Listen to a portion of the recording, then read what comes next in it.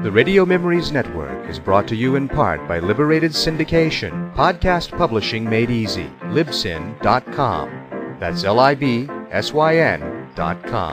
The Mexican Robin Hood, the Cisco Kid and his rotund sidekick, Pancho, played by Mel Blanc, rode through the Southwest robbing from the rich and giving to the poor. A great deal of care and spirit in recreating a true Mexican flavor in the show. By the time Cisco arrived at the microphone, he had been greatly sanitized to make him acceptable kiddie fare and had picked up the obligatory humorous ethnic sidekick, Pancho, lifted without acknowledgement from Miguel Cervantes' Sancho Panza character in Don Quixote. Thus, the Cisco Kid became a great favorite with Western fans during the 1940s. Dubbed the Robin Hood of the Old West, his radio adventures originated for many years at WOR, New York, and were widely syndicated by transcription by the Frederick W. Ziv Company of Cincinnati, Ohio. Jack Mather and Harry Lang filled the lead roles, supported by the Usual War Stock Company. Now let's join the Cisco Kid and Pancho in this week's exciting episode. Here's adventure. Here's romance. Here's the famous Robin Hood of the Old West.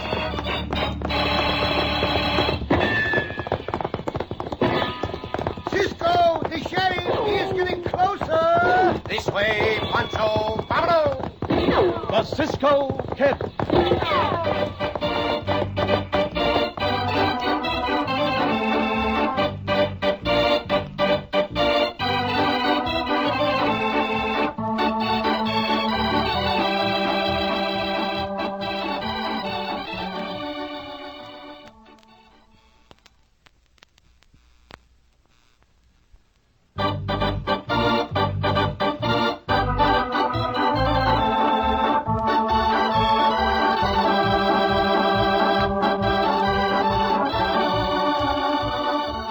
Now to our exciting story of the Cisco Kid.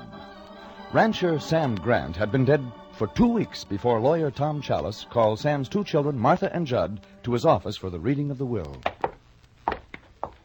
You can sit right there, Martha. Thank you, Tom. You can sit over here beside the desk, Judd. How long is this going to take, Tom? Well, quite a while, Judd. As you know, your father was very thorough, and he went into quite some detail in this document. I'd say the reading will take 15 or 20 minutes. And all in that legal talk that nobody but a lawyer can savvy, I suppose. Well, it is complicated, but I'll attempt to explain it all as I go along. Look, why do you bother to read it? What do you mean, Judd? I mean, why don't you just tell us what's in them papers you got there? Who gets what and when? Well, it's quite irregular to do that, Judd. Well, what's it matter? Why waste time with a lot of words neither of us understands? Well, I can do that. How do you feel about it, Martha? Oh, it really doesn't matter to me, Mr. Chalice. I have plenty of time, but, well, if it's easier the way Judd wants it, it's all right with me. Makes no difference. All right, Chalice. Just give it to us in plain language. All right, then. Here are the documents right here. You'll both read them sometime or other. Yes, I want to sometime. In sum and substance, then, here it is. Judd, your father wanted it made clear that he loved you just as much as he loved your sister. He wanted that emphasized. Why is that necessary? Well, I wanted to tell you that to more or less prepare you for the will. You are to receive the cash from your father's estate, approximately $10,000. Yeah? Yeah. Martha, you are to receive the ranch. It is to belong solely to you alone. What? Hey, now, wait a minute. I'm just telling you what your father wanted. But I don't understand why he left me the ranch, Mr. Chalice, and Judd the money. Well, you ought to. Your father felt that Judd would never settle down to ranch life, Martha. And I must say his past actions have indicated that. Your father was proud of that ranch, and he wanted it to fall into the best possible hands. That's why he left it to you. That's not right. What's more, Chalice, you had something to do with him making that decision. Now, You're Judd. a dirty skunk, Chalice. and Judd, I'll- don't talk that way. You just worked up, that's all, Judd. I can assure you your father made the decision himself. I simply recorded and attested it. You're a liar, Chalice. Now- You've got some dirty scheme up your sleeve. Judd, please. Wait, now listen to me. Even though the ranch was left to me, we'll share it. I'll make you foreman. No. Judd's to stay out of it. He got the money. You got the ranch, Martha. I wouldn't take the job anyhow. When will the money be ready for me, Chalice? This afternoon, if you wish. All right, see that it is. I'm going to clear out of here, but just remember this, Martha. Dad meant for everything to be divided. I know that. Oh, no. But this coyote sitting here got him to change things somehow. Judd? Now you got 2 jobs to do. You got to run the outfit, but more important than that, you got to keep it away from Chalice. Why, Make you- one mistake and he'll have it lock, stock, and barrel. Judd! Judd, don't go! I was afraid he'd act that way, Martha. Your brother has always been hard to manage. From now on, he'll be much worse. I'll help you all I can.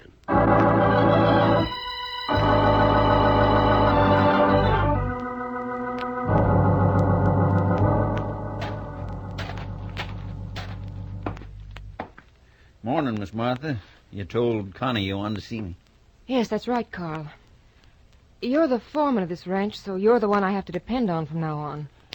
You see, Dad left the ranch to me. I'm the sole owner of it now. Yeah, I know. You know? Well, How'd you find out?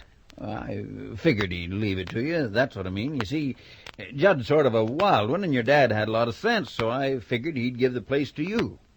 Judd would have did a poor job of it, I figure. I don't agree with you, Carl. Judd was the rightful one to take it over. Well, that's beside the point now.